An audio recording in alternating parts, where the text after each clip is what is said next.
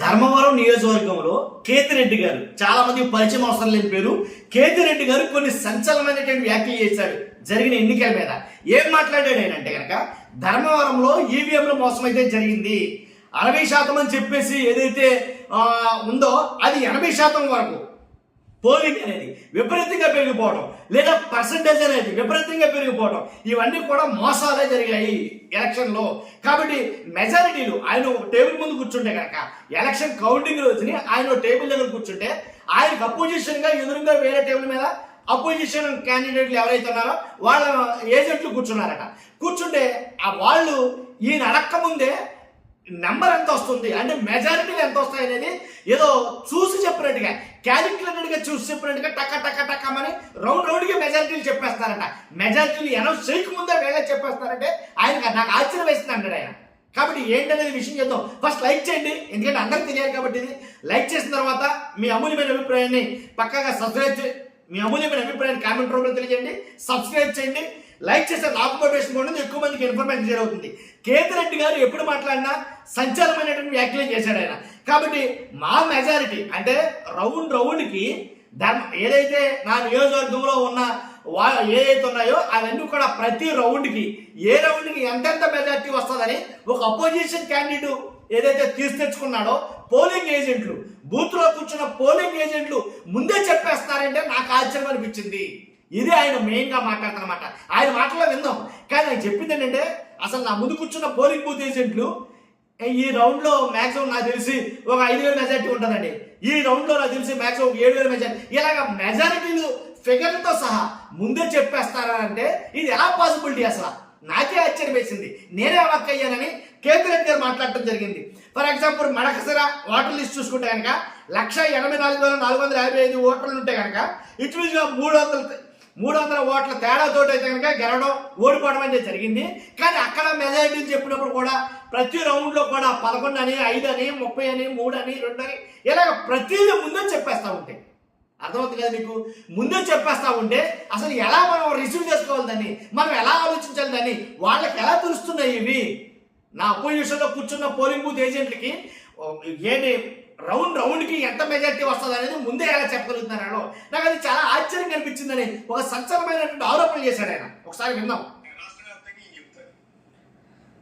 Overall గా కూడా ఇంతకుముందు చెప్పిన విధంగానే టోటల్ గా ఎక్కడైతే పోలైన ఓట్లకు కావచ్చు, ఇది కావచ్చు, సాయంత్రం 5 తర్వాత ర్యాపిడ్ గా పెరిగిన ఓట్ల నెంబర్ ఏదైతే ఉందో అది బిగ్ క్వశ్చన్ మార్క్. అంటే 68% దగ్గర ఆగిపోయింది. మా దాంట్లో కూడా 80% వరకు పెరగడం జరిగింది.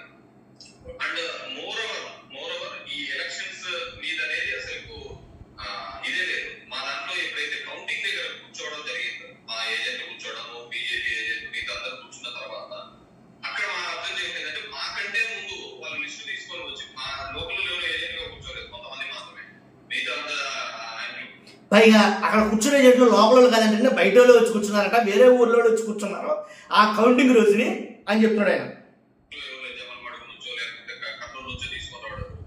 వాళ్ళు మాకంటే ముందే చెప్పేస్తున్నారు, ఈ బూత్ లో మీకు ఇంత మెజారిటీ వస్తుంది, ఈ బూత్ లో మాకు ఇంత మెజారిటీ వస్తుంది అని చెప్పేసి. విన్నారుగా?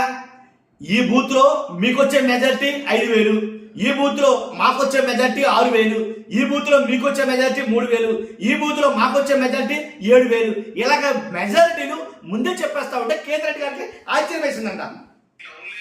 వచ్చే ముందే 12,500 మెజారిటీతో 10,000 మెజారిటీతో వస్తుంటే వాళ్ళు ముందే చెప్పారు ఇక్కడ నుంచి మాదే మెజారిటీ. వాళ్ళు రౌండ్ మాకంటే ముందే చెప్తూ పోతున్నారు అనమాట, మెజారిటీ ఎంత వస్తుంది, ఎంత వస్తుంది, ఎంత వస్తుంది. That's a big question mark అనమాట. అంటే ఎలక్షన్స్ తర్వాత కూడా వాళ్ళకున్న గ్రిప్ కొన్ని లోకల్ నుండి ఈ పలానా బూత్ లో గతంలో జరిగిన ఆ విధంగా కాకుండా ఇక్కడ ఒక లాజిక్ ఉంది. లోపల అయితే చెప్పొచ్చు, ఎందుకంటే ఆ వార్డుకి సంబంధించిన ఏజెంట్ ఉంటాడు కాబట్టి ఆ వార్డులో టీడీపీకి ఎన్ని ఉంటాయి, జనసేనకి ఎన్ని ఉంటాయి, వైసీపీకి ఎన్ని ఉంటాయి, లోపల ఆ కౌంటింగ్ బట్టి ఇంచుమించుగా చెప్పొచ్చు. అతనైనా ఎగ్జాక్ట్ ఫిగర్ అయితే ఎవడో చెప్పలేడు, దాంట్లో డౌట్ లేదు.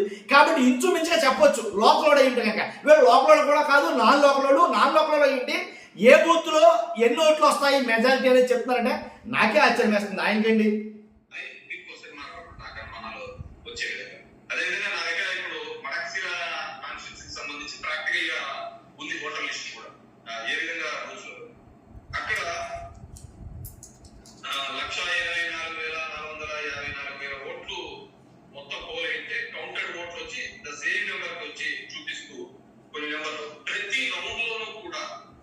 కొద్దిగా గ్యాప్ వస్తుంది. నెంబర్ ఒక రౌండ్ లో 4 ఓట్లు ఎక్కువ రావడము, ఒక రౌండ్ లో 2 ఓట్లు, ఒక రౌండ్ లో 100 ఓట్లు పెరగడము, ఒక రౌండ్ లో 100 ఆ విధంగా పెరగదు.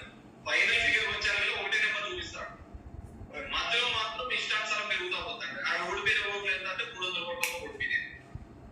సో ఆ విధంగా మొత్తం దిస్ ఇస్ కంప్లీట్లీ మ్యానిపులేషన్స్ తో జరిగినది. పూర్తిగా నేనే కాదు, జనాలు కానీ ఎవరైనా కానీ మేము వేసినాము ఎక్కడ పోయినా తెలియదు అనే పద్ధతి.